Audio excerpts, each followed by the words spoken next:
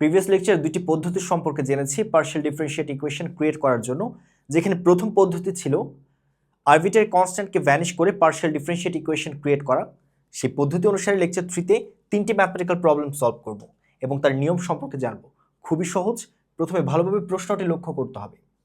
z = x² + a * y² + b সমীকরণ হতে অবাধ ধ্রুবকসমূহ অপসারণ করে, প্রশ্ন উল্লেখ রয়েছে অবাধ ধ্রুবকসমূহ অপসারণ করে আংশিক অন্তরক সমীকরণ গঠন করো। তাহলে প্রথম সমীকরণ থেকে আরবিট্রারি কনস্ট্যান্টগুলোকে ফাইন্ড আউট করতে হবে। এখানে আরবিট্রারি কনস্ট্যান্ট হচ্ছে ab।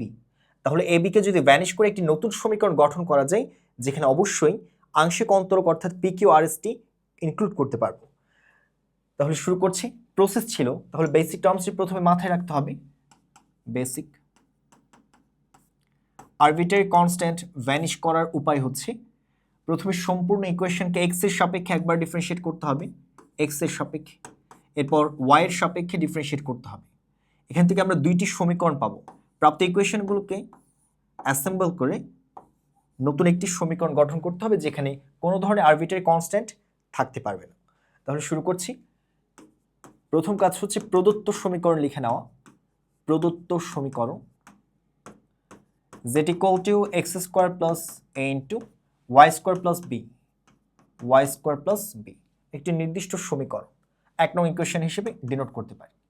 তাহলে প্রথম কাজ 1 নংকে x এর সাপেক্ষে এবং y এর সাপেক্ষে পার্শিয়াল ডিফারেন্সিয়েট করতে হবে। তাহলে প্রথমে 1 নংকে x ও y এর সাপেক্ষে আংশিক অন্তরীকরণ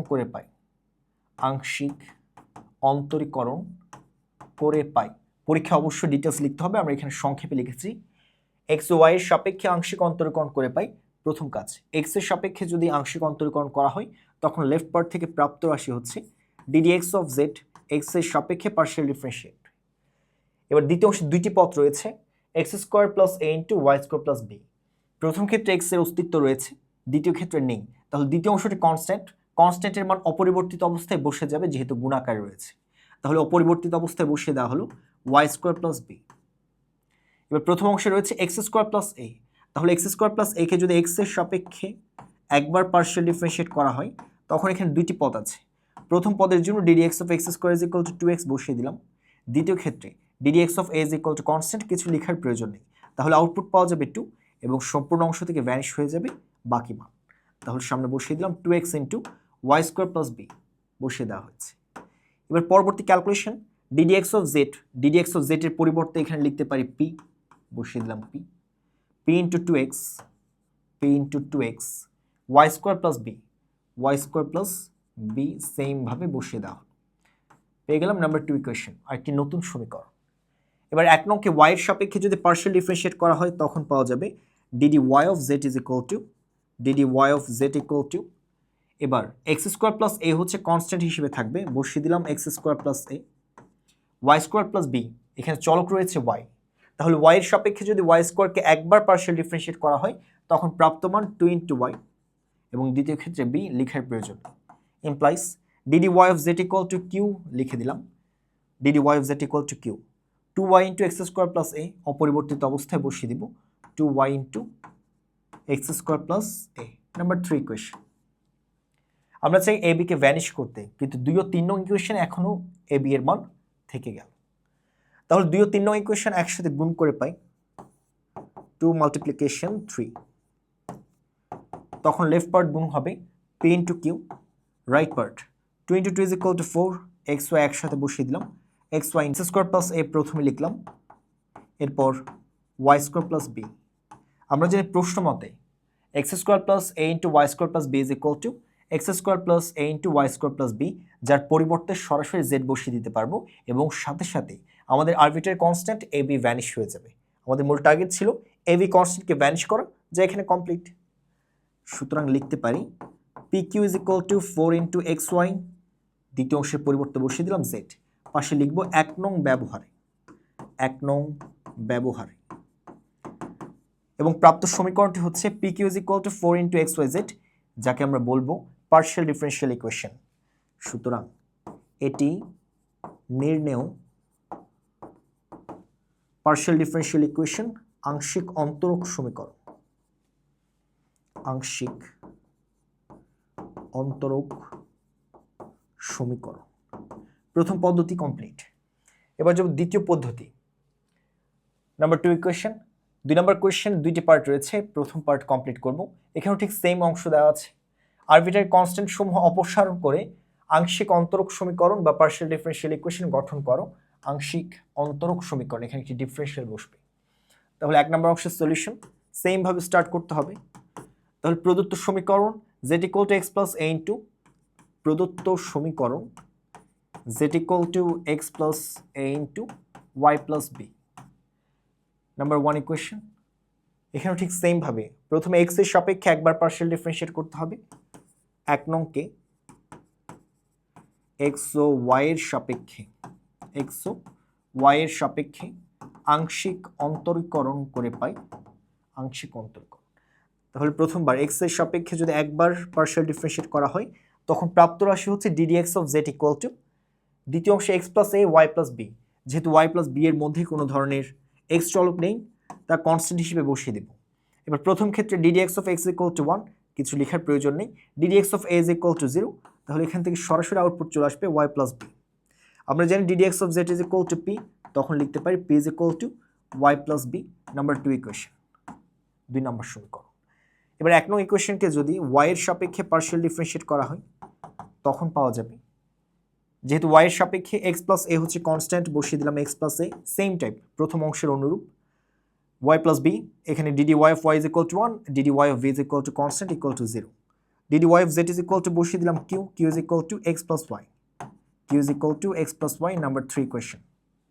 ঠিক সেম ভাবে 2 ও 3 নং ইকুয়েশন যদি গুণ করা হয়, 2 ও 3 নং ইকুয়েশন গুণ করা হলে p * q = x + a * y + b। আমরা জানি x + a * y + b 1 নং ইকুয়েশন থেকে পাই, তার মান হচ্ছে z। তাহলে সরাসরি বসিয়ে দেব। সুতরাং pq = z, এবং পাশে লিখতে পারি এটি নির্ণেয় পার্শিয়াল ডিফারেনশিয়াল ইকুয়েশন। তাহলে প্রথম ম্যাথমেটিক্যাল প্রবলেম কমপ্লিট করানো হয়েছে। এবার যাব দ্বিতীয় অংশে। তাহলে প্রথম ম্যাথমেটিক্যাল প্রবলেম সবকিছু সেম ছিল, শুধুমাত্র পার্থক্য হচ্ছে প্রথম অংশ এবং দ্বিতীয় অংশের ক্ষেত্রে গুণ করতে হয়েছে। শুধু পার্থক্য, তাদের সমীকরণ আরো সহজে করা যাচ্ছে 2 এর 1 নম্বর অংশ। এবার পরবর্তী ম্যাথমেটিক্যাল প্রবলেম 2 নম্বর কোয়েশ্চেন দ্বিতীয় অংশ ছিল x - h² + y - k² + k² = 1। এই ধরনের ম্যাথমেটিক্যাল প্রবলেম সলভ করার ক্ষেত্রে মেইন টেকনিক হচ্ছে প্রথমে ফাইন্ড আউট করতে হবে তাদের আরবিটারি কনস্ট্যান্টগুলো কি। তাহলে একটু ভালোভাবে লক্ষ্য করলে দেখতে পাই এখানে আরবিটারি কনস্ট্যান্ট সমূহ হচ্ছে যথাক্রমে hk। তাহলে hk ভ্যানিশ করতে হবে, কিন্তু hk অংশ রয়েছে 3টে স্টেপে। তাহলে বিষয়টি একটু হার্ড হবে, কিন্তু নিয়মগুলো খুবই সহজ। আমরা স্টেপ বাই স্টেপ ভালোভাবে লক্ষ্য করব। সবকিছু সেম। প্রদত্ত সমীকরণ ধরে 1 নম্বর ইকুয়েশন, অর্থাৎ এখানে সরাসরি লেখা হয়েছে। এবার 1 নং ইকুয়েশনকে x ও y এর সাপেক্ষে, 1 নংকে x ও y এর সাপেক্ষে আংশিক অন্তরীকরণ করে পাই। তাহলে প্রথমবার যদি x এর সাপেক্ষে আংশিক অন্তরীকরণ করা যায়, একটু ভালোভাবে লক্ষ্য করি। প্রথম পদ হচ্ছে x - h²। তাহলে x এর সাপেক্ষে অবশ্যই ডিফারেনশিয়েট করা যাবে, x - h²। ধরি সম্পূর্ণ অংশটি x, তখন ddx of x² = 2x বসিয়ে দিলাম। কিন্তু আমরা জানি এখানে x - h কখনোই x হিসেবে কাজ করছে না, তাহলে তাকে পুনরায় ডিফারেনশিয়েট করতে হবে। তাহলে পুনরায় ডিফারেনশিয়েট করা হলে ddx of x - h বসিয়ে দিলাম। আমরা জানি ddx of x = 1, ddx of h হচ্ছে কনস্ট্যান্ট = 0। তাহলে এখান থেকে আউটপুট পাওয়া যাবে 1। তাহলে এখানে বসিয়ে দেব 2 × x - h। তাহলে প্রথমবার x এর সাপেক্ষে পার্শিয়াল ডিফারেনশিয়েট করলে প্রথম অংশ থেকে আউটপুট পাওয়া যাবে x - h²। আচ্ছা, এখানে k এর পরিবর্তে ব্যবহার করতে হবে z। এটা হচ্ছে z, টাইপ মিস্টেক, একটু কারেকশন করে নিব। z²। ওকে, ঠিক আছে। তাহলে x - h² = 2 × x - h বসিয়ে দিলাম, প্লাস সাইন।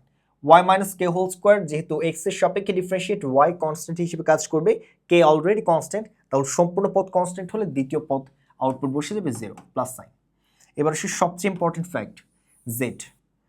জেড হচ্ছে এক্স ওয়াই এর ফাংশন।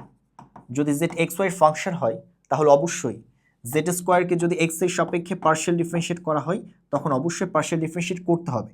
জেডকে এক্স ধরে যদি ডিফারেন্সিয়েট করা হয় তখন আউটপুট পাবো 2z। কিন্তু আমরা জানি জেড হচ্ছে এক্স নয়, তাহলে তাকে পুনরায় ডিফারেন্সিয়েট করতে হবে, তখন আউটপুট পাওয়া যাবে ডিডিএক্স অফ জেড। তাহলে বিষয়টা একটু সাজিয়ে লিখব, ddx of Z square is equal two 2 into z ddx of z equal to ddx of 0 ddx of 1 equal to 0 ddx of 1 equal to 0 বসিয়ে দেওয়া হয়েছে। তাহলে প্রথম calculation complete. Equal to simplify করে পাই উভয় পক্ষে রয়েছে 2, তাহলে 2 কমন নিয়ে যদি পক্ষান্তর করা হয় তখন অবশিষ্ট থাকবে x মাইনাস h, এবং দ্বিতীয় ক্ষেত্রে অবশিষ্ট থাকবে z into ddx of z। আমরা চাইলে ddx of z এর পরিবর্তে p বসিয়ে দিতে পারি, তখন এখানে অবশিষ্ট থাকবে x মাইনাস h, এবং এখানে অবশিষ্ট থাকবে plus z into p equal to 0, plus z into p is equal two 0। তাহলে zp কে যদি পক্ষান্তর করা হয় তখন মাইনাস zp পাওয়া যাবে। তাহলে মূল টার্গেট হচ্ছে x মাইনাস h, এখানে রয়েছে x মাইনাস h, তাহলে আমরা চাই এখানে zp কে পক্ষান্তর করব। তাহলে প্রাপ্ত zp কে যদি পক্ষান্তর করা হয় তখন পাবো মাইনাস zp। নাম্বার 2 ইকুয়েশন, যেহেতু এখানে x মাইনাস h রয়েছে আমরা x মাইনাস h এর মান নির্ণয় করতে চাই, তাই x মাইনাস h লেখা হলো ইকুয়াল টু মাইনাস zp পাওয়া যায়। এবার দ্বিতীয় ক্যালকুলেশন, যদি এক নংকে এবার y এর সাপেক্ষে ডিফারেন্সিয়েট করা হয় পার্শিয়াল ডিফারেন্সিয়েট, তখন প্রথম অংশ কনস্ট্যান্ট কিছু লেখার প্রয়োজন নেই, y into 2 into y minus k same থাকবে, প্লাস z এর ক্ষেত্রে 2 into z ddx of z equal two 0 implies বসিয়ে দিলাম।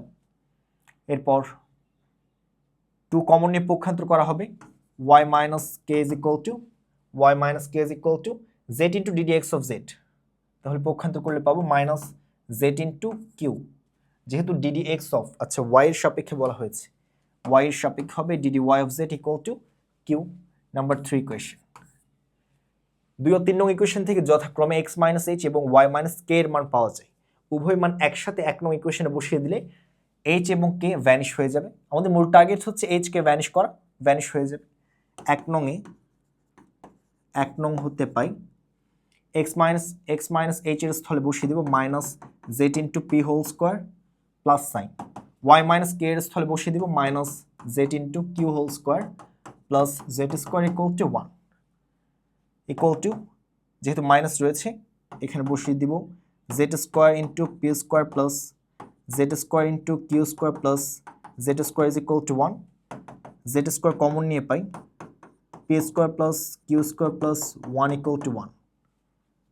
তাহলে এটি নির্ণেয় পার্শিয়াল ডিফারেনশিয়াল ইকুয়েশন।